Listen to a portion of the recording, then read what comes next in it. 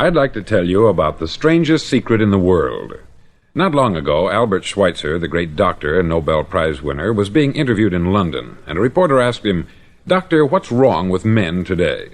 The great doctor was silent a moment, and then he said, "Men simply don't think." And it's about this that I want to talk with you. We live today in a golden age. This is an era that man has looked forward, dreamed of, and worked toward for thousands of years. But since it's here, we pretty well take it for granted. We in America are particularly fortunate to live in the richest land that ever existed on the face of the earth, a land of abundant opportunity for everyone. But do you know what happens? Let's take 100 men who start even at the age of 25. Do you have any idea what will happen to those men by the time they're 65? These 100 men who all start even at the age of 25 believe they're going to be successful. If you asked any one of these men if he wanted to be a success, he'd tell you that he did. And you'd notice that he was eager toward life, that there was a certain sparkle to his eye, an erectness to his carriage, and life seemed like a pretty interesting adventure to him. But by the time they're 65, 1 will be rich, 4 will be financially independent, 5 will still be working, 54 will be broke. Now think a moment. Out of the 100, only 5 make the grade. Why do so many fail? What has happened to the sparkle that was there when they were 25? What's become of the dreams, the hopes, the plans? And why is there such a large disparity between what these men intended to do and what they actually accomplished? When we say about 5% achieve success, we have to define success. And here's the definition. Success is the progressive realization of a worthy ideal. If a man is working toward a predetermined goal and knows where he's going, that man is a success. If he's not doing that, he's a failure. Success is the progressive realization of a worthy ideal. Rollo May, the distinguished psychiatrist, wrote a wonderful book called Man's Search for Himself. And in this book he says, "The opposite of courage in our society is not cowardice, it is conformity." And there you have the trouble today. It's conformity. People acting like everyone else, without knowing why, without knowing where they're going. Now think of it. In America right now, there are over 14 million people 65 years of age and over, and about 13 million of these 14 million are broke. They're dependent on someone else for life's necessities. Now, we learn to read by the time we're 7. We learn to make a living by the time we're 25. Usually, by that time, we're not only making a living, we're supporting a family.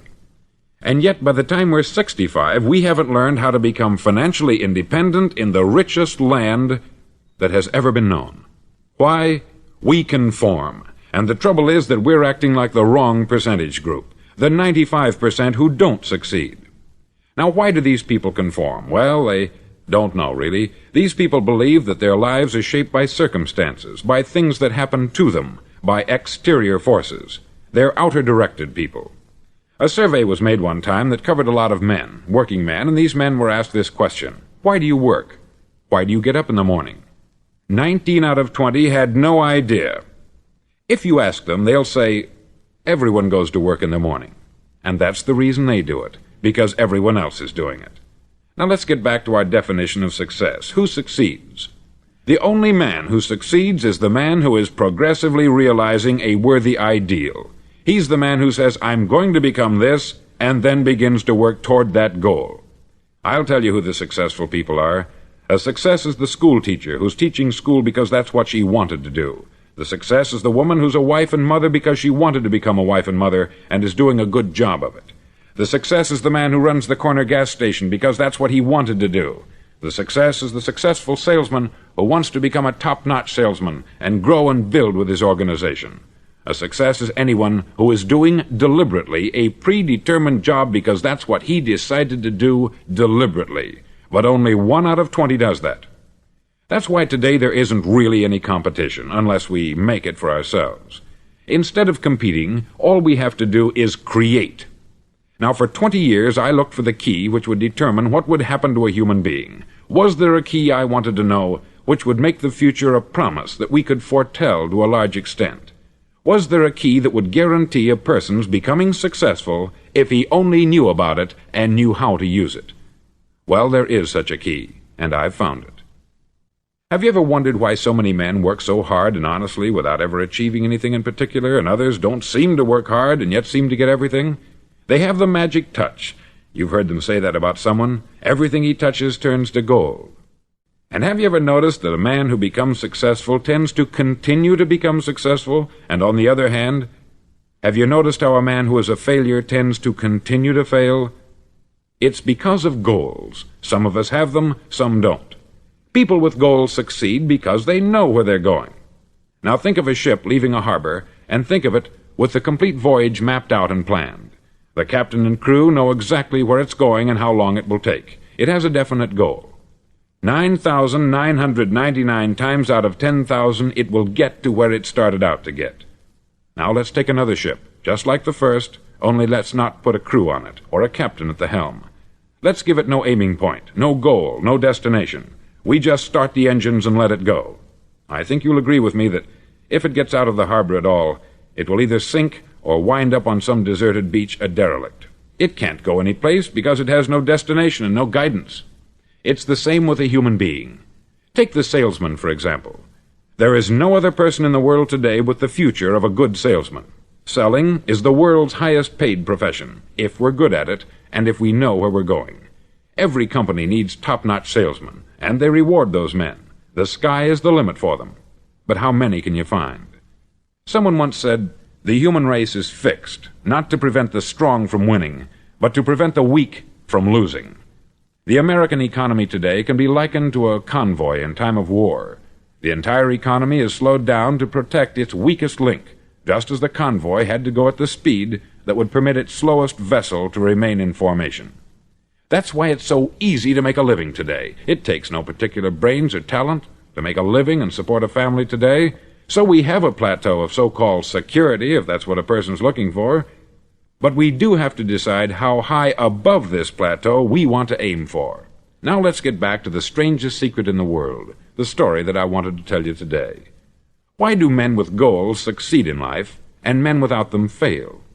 Well, let me tell you something which, if you really understand it, will alter your life immediately. If you understand completely what I'm going to tell you from this moment on, your life will never be the same again. You'll suddenly find that good luck just seems to be attracted to you. The things you want just seem to fall in line. And from now on, you won't have the problems, the worries, the gnawing lump of anxiety that perhaps you've experienced before. Doubt, fear, well, they'll be things of the past. Here's the key to success, and the key to failure. We become what we think about.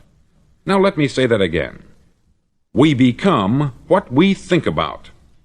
Throughout all history, the great wise men and teachers, philosophers and prophets have disagreed with one another on many different things. It is only on this one point that they are in complete and unanimous agreement. Listen to what Marcus Aurelius, the great Roman emperor, said. He said, "A man's life is what his thoughts make of it."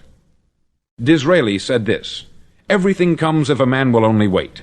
I have brought myself by long meditation to the conviction that a human being with a settled purpose must accomplish it, and that nothing can resist a will that will stake even existence for its fulfillment." Ralph Waldo Emerson said this, "A man is what he thinks about all day long."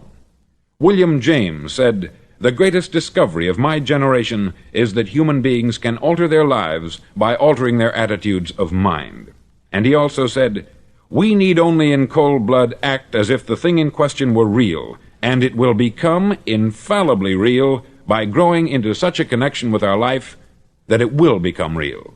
It will become so knit with habit and emotion that our interest in it will be those which characterize belief." He also said this, "If you only care enough for a result, you will almost certainly attain it. If you wish to be rich, you will be rich. If you wish to be learned, you will be learned. If you wish to be good, you will be good. Only you must then really wish these things, and wish them exclusively, and not wish at the same time 100 other incompatible things just as strongly." In the Bible you read, in Mark 9:23, "If thou canst believe, all things are possible to him that believeth." Dr. Norman Vincent Peale said this, "This is one of the greatest laws in the universe. Fervently do I wish I had discovered it as a very young man. It dawned upon me much later in life, and I've found it to be one of the greatest, if not my greatest discovery, outside of my relationship to God. And the great law, briefly and simply stated, is that if you think in negative terms, you'll get negative results. If you think in positive terms, you will achieve positive results. That is the simple fact which is at the basis of an astonishing law of prosperity and success. In 3 words, believe and succeed. William Shakespeare put it this way: "Our doubts are traitors, and make us lose the good we oft might win, by fearing to attempt." George Bernard Shaw said, "People are always blaming their circumstances for what they are. I don't believe in circumstances. The people who get on in this world are the people who get up and look for the circumstances they want, and if they can't find them, make them." Well, it's pretty apparent, isn't it? And every person who discovered this for a while believed that he was the first one to work it out. We become what we think about. Now, it stands to reason that a person who's thinking about a concrete and worthwhile goal is going to reach it, because that's what he's thinking about. And we become what we think about. Conversely, the man who has no goal, who doesn't know where he's going, and whose thoughts must therefore be thoughts of confusion and anxiety and fear and worry, becomes what he thinks about. His life becomes one of frustration, fear, anxiety, and worry. And if he thinks about nothing, he becomes nothing. Now, how does it work? Why do we become what we think about? Well, I'll tell you how it works as far as we know. Now, to do this, I want to tell you about a situation that parallels the human mind. Suppose a farmer has some land, and it's good, fertile land. Now, the land gives the farmer a choice. He may plant in that land whatever he chooses. The land doesn't care. It's up to the farmer to make the decision. Now, remember, we're comparing the human mind with the land, because the mind, like the land, doesn't care what you plant in it. It will return what you plant, but it doesn't care what you plant. Now, let's say that the farmer has 2 seeds in his hand. One is a seed of corn, the other is nightshade, a deadly poison. He digs 2 little holes in the earth, and he plants both seeds, one corn, the other nightshade. He covers up the holes, waters, and takes care of the land, and what will happen? Invariably, the land will return what is planted. As it's written in the Bible, "As ye sow, so shall ye reap." Remember, the land doesn't care. It will return poison in just as wonderful abundance as it will corn. So up come the 2 plants, one corn, one poison. Now, the human mind is far more fertile, far more incredible and mysterious than the land, but it works the same way. It doesn't care what we plant. Success, failure. A concrete, worthwhile goal, or confusion, misunderstanding, fear, anxiety, and so on. But what we plant, it will return to us. You see, the human mind is the last great unexplored continent on the earth. It contains riches beyond our wildest dreams. It will return anything we want to plant. Now, you might say, well, if that's true, why don't people use their minds more? Well, I think they've figured out an answer to that, too. Our mind comes as standard equipment at birth. It's free, and things that are given to us for nothing we place little value on. Things that we pay money for, we value. The paradox is that exactly the reverse is true. Everything that's really worthwhile in life came to us free. Our mind, our soul, our body, our hopes, our dreams, our ambitions, our intelligence, our love of family and children and friends. All these priceless possessions are free, but the things that cost us money are actually very cheap and can be replaced at any time. A good man can be completely wiped out and make another fortune. He can do that several times. Even if our home burns down, we can rebuild it, but the things we got for nothing, we can never replace. The human mind isn't used merely because we take it for granted. Familiarity breeds contempt. It can do any kind of job we assign to it, but generally speaking, we use it for little jobs instead of big important ones. Universities have proved that most of us are operating on about 10% of our abilities. Decide now, what is it you want? Plant your goal in your mind. It's the most important decision you'll ever make in your entire life. Do you want to be an outstanding salesman, a better worker at your particular job? Do you want to go places in your company, in your community? All you've got to do is plant that seed in your mind. Care for it. Work steadily toward your goal, and it will become a reality. It not only will, there's no way that it cannot. You see, that is a law, like the laws of Sir Isaac Newton, the laws of gravity. If you get on top of a building and jump off, you'll always go down. You'll never go up. And it's the same with all the other laws of nature. They always work, they're inflexible. Think about your goal in a relaxed, positive way. Picture yourself in your mind's eye as having already achieved this goal. See yourself doing the things you will be doing when you've reached your goal. Ours has been called the phenobarbital age, the age of ulcers and nervous breakdowns. At a time when medical research has raised us to a new plateau of good health and longevity, far too many of us worry ourselves into an early grave trying to cope with things in our own little personal ways, without learning a few great laws that will take care of everything for us. These things we bring on ourselves through our habitual way of thinking. Every one of us is the sum total of his own thoughts. He is where he is because that is exactly where he really wants to be, whether he'll admit that or not. Each of us must live off the fruit of his thoughts in the future, because what you think today and tomorrow, next month and next year, will mold your life and determine your future. You're guided by your mind.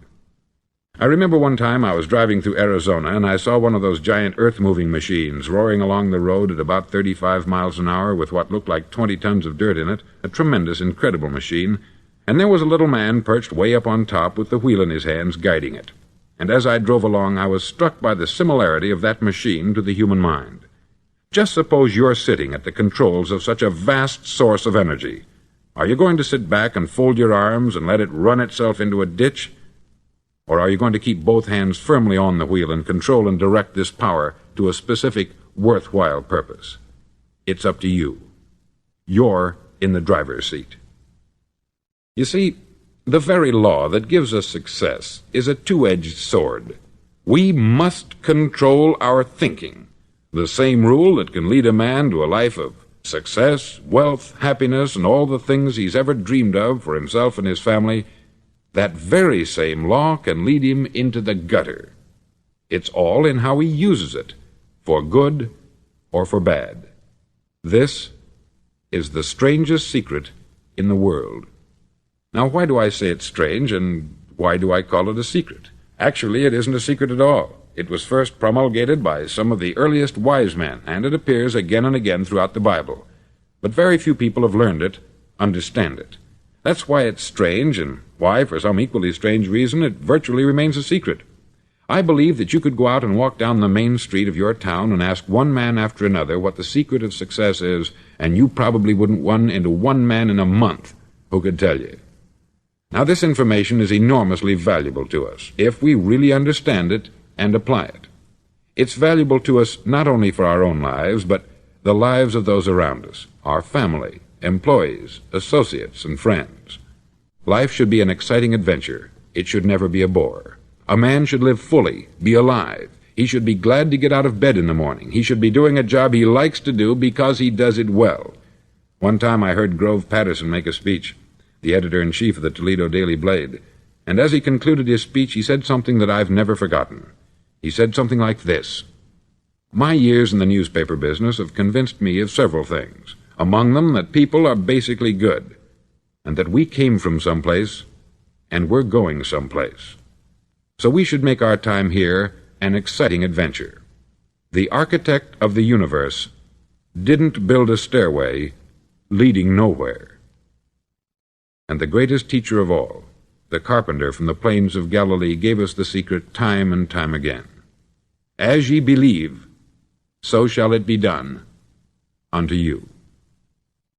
I've explained the strangest secret in the world and how it works. Now I want to explain how you can prove to yourself the enormous returns possible in your own life by putting this secret to a practical test. I want you to make a test that will last 30 days. Now, it isn't going to be easy. If you'll give it a good try, it will completely change your life for the better. Back in the 17th century, Sir Isaac Newton, the English mathematician and natural philosopher, gave us some natural laws of physics which apply as much to human beings as they do to the movement of bodies in the universe. Now, one of these laws is that for every action, there is an equal and opposite reaction. Simply stated, as it applies to you and me, it means we can achieve nothing without paying the price. The results of your 30-day experiment will be in direct proportion to the effort you put forth. To be a doctor, you must pay the price of long years of difficult study.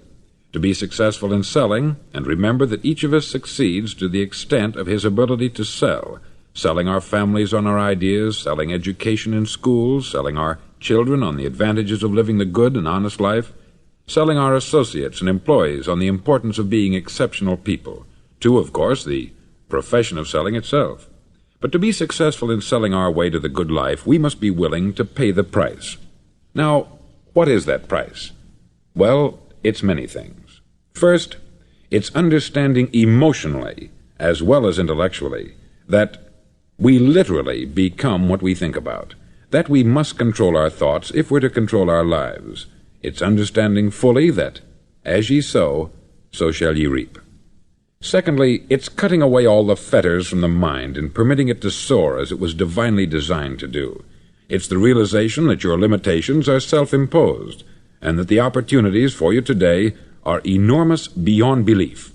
It's rising above narrow-minded pettiness and prejudice. Thirdly, to use all your courage to force yourself to think positively on your own problem, to set a definite and clearly defined goal for yourself, to let your marvelous mind think about your goal from all possible angles, to let your imagination speculate freely upon many different possible solutions, to refuse to believe there are any circumstances sufficiently strong to defeat you in the accomplishment of your purpose, to act promptly and decisively when your course is clear, and to keep constantly aware of the fact that you are, at this moment, standing in the middle of your own acre of diamonds, as Russell Conwell used to point out. Fourth, save at least 10% of what you earn. It's also remembering that no matter what your present job, it has enormous possibilities if you're willing to pay the price. Now let's just go over the important points in the price each of us must pay to achieve the wonderful life that can be ours. It is, of course, worth any price. 1. You will become what you think about. 2. Remember the word imagination. Let your mind soar. 3. Courage. Concentrate on your goal every day. 4. Save 10% of what you earn. And action. Ideas are worthless unless we act on them. Now I'll try to outline the 30-day test I want you to make. Now keep in mind that you have nothing to lose by making this test, and everything you could possibly want to gain. There are two things that may be said of everyone. Each of us wants something, and each of us is afraid of something. I want you to write on a card what it is you want more than anything else. It may be more money. Perhaps you'd like to double your income or make a specific amount of money. It may be a beautiful home. It may be success at your job. It may be a particular position in life. It could be a more harmonious family. Each of us wants something. Write down on your card specifically what it is that you want. Make sure it's a single goal and clearly defined. You needn't show it to anyone, but carry it with you so that you can look at it several times a day. Think about it in a cheerful, relaxed, positive way each morning when you get up, and immediately you have something to work for, something to get out of bed for, something to live for. Look at it every chance you get during the day and just before going to bed at night. As you look at it, remember that you must become what you think about, and since you're thinking about your goal, you realize that soon it will be yours. In fact, it's yours really the moment you write it down and begin to think about it. Look at the abundance all around you as you go about your daily business. You have as much right to this abundance as any other living creature. It's yours for the asking. Now we come to the difficult part. Difficult because it means the formation of what is probably a brand new habit, and new habits are not easily formed. Once formed, however, it'll follow you for the rest of your life. Stop thinking about what it is you fear. Each time a fearful or negative thought comes into your consciousness, replace it with a mental picture of your positive and worthwhile goal. There will come times when you will feel like giving up. It's easier for a human being to think negatively than positively. That's why only 5% is successful. You must begin now to place yourself in that group. For 30 days you must take control of your mind. It will think only about what you permit it to think. Each day for this 30-day test, do more than you have to do. In addition to maintaining a cheerful, positive outlook, give of yourself more than you've ever done before. Do this knowing that your returns in life must be in direct proportion to what you give. The moment you decide on a goal to work toward, you're immediately a successful person. You're then in that rare and successful category of people who know where they're going. Out of every 100 people, you belong to the top 5. Don't concern yourself too much with how you're going to achieve your goal. Leave that completely to a power greater than yourself. All you have to do is know where you're going. The answers will come to you of their own accord. Remember these words from the Sermon on the Mount, and remember them well. Keep them constantly before you this month of your test. Ask, and it shall be given you. Seek, and ye shall find. Knock, and it shall be opened unto you. For every one that asketh receiveth, and he that seeketh findeth, and to him that knocketh it shall be opened. It's as marvelous and as simple as that. In fact, it's so simple that in our seemingly complicated world it's difficult for an adult to understand that all he needs is a purpose and faith. For 30 days, do your best. If you're a salesman, go at it as you've never done before, not in hectic fashion, but with the calm, cheerful assurance that time well spent will give you the abundance in return you deserve and want. No matter what your job, do it as you've never done it before for 30 days. And if you've kept your goal before you every day, you'll wonder and marvel at this new life you've found. Dorothea Brand, outstanding editor and writer, discovered it for herself and tells about it in her fine book, Wake Up and Live. Her entire philosophy is reduced to the words, act as though it were impossible to fail. She made her own test with sincerity and faith, and her entire life was changed to one of overwhelming success. Now you make your test for 30 full days. Don't start your test until you've made up your mind to stick with it. You see, by being persistent, you're demonstrating faith. Persistence is simply another word for faith. If you didn't have faith, you would never persist. If you should fail during your first 30 days, by that I mean suddenly find yourself overwhelmed by negative thoughts, you've got to start over again from that point and go 30 more days. Gradually your new habit will form until you find yourself one of that wonderful minority to whom virtually nothing is impossible. Don't forget the card. It's vitally important as you begin this new way of living. On one side of the card, write your goal, whatever it may be. On the other side, write the words we've quoted from the Sermon on the Mount. Ask, and it shall be given you. Seek, and ye shall find. Knock, and it shall be opened unto you. Nothing great was ever accomplished without inspiration. See that during these crucial first 30 days, your own inspiration is kept at a peak. Above all, don't worry. Worry brings fear, and fear is crippling. The only thing that can cause you to worry during your test is trying to do it all yourself. Know that all you have to do is hold your goal before you. Everything else will take care of itself. Remember also to keep calm and cheerful. Don't let petty things annoy you and get you off course. Now, since making this test is difficult, some may say, well, why should I bother? Well, look at the alternative. No one wants to be a failure. No one really wants to be a mediocre individual. No one wants a life constantly filled with worry, fear, and frustration. Therefore, remember that you must reap that which you sow. If you sow negative thoughts, your life will be filled with negative things. If you sow positive thoughts, your life will be cheerful, successful, and positive. Now, gradually, you will have a tendency to forget what you've heard on this record. Play it often. Keep reminding yourself of what you must do to form this new habit. Gather your whole family about and listen to what's been said here at regular intervals. You know, most men will tell you that they want to make money without understanding the law. The only people who make money work in the mint. The rest of us must earn money. This is what causes those who keep looking for something for nothing or a free ride to fail in life.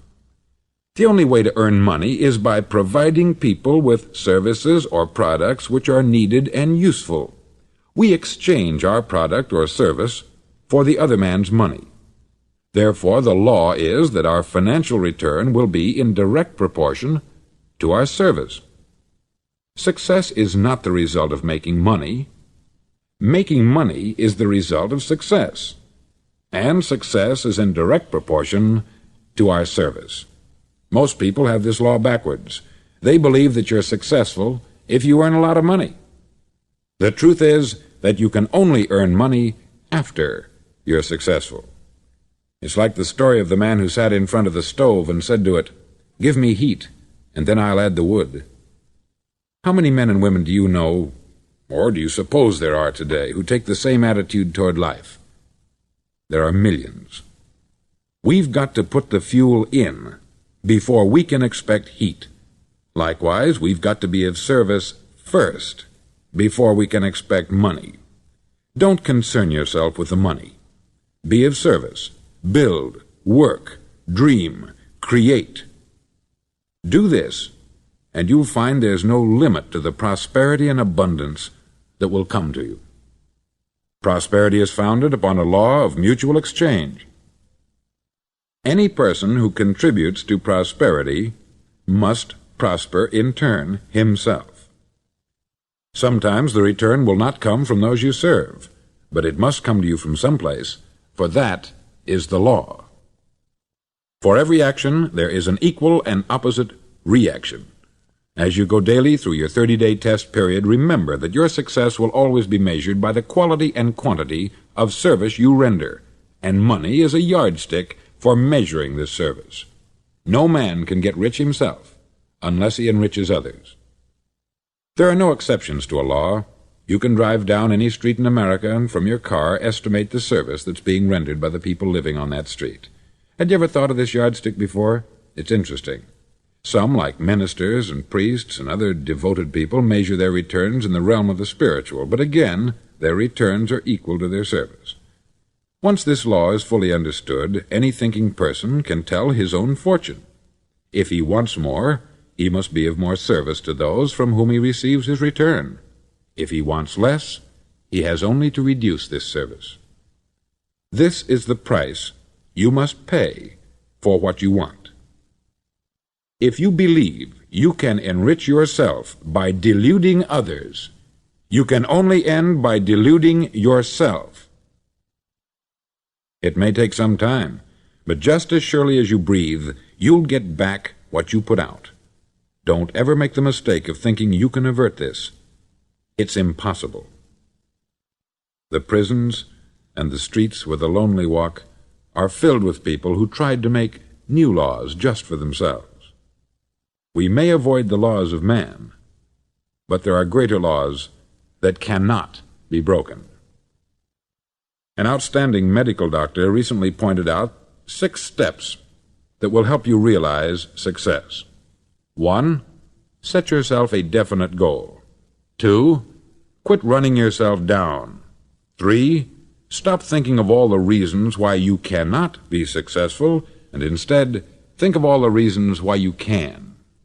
4.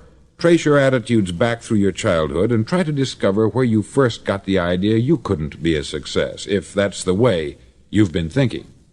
5. Change the image you have of yourself by writing out a description of the person you would like to be. And 6. Act the part of the successful person you have decided to become. The doctor who wrote those words is a noted West Coast psychiatrist, David Harold Fink, M.D. Do what all experts since the dawn of recorded history have told you you must do. Pay the price by becoming the person you want to become. It's not nearly as difficult as living unsuccessfully. Make your 30-day test. Then repeat it. Then repeat it again. Each time it will become more a part of you until you'll wonder how you could ever have lived any other way. Live this new way, and the floodgates of abundance will open and pour over you more riches than you may have dreamed existed. Money? Yes, lots of it. But what's more important, you'll have peace. You'll be in that wonderful minority who lead calm, cheerful, successful lives. Start today. You have nothing to lose, but you have a life to win.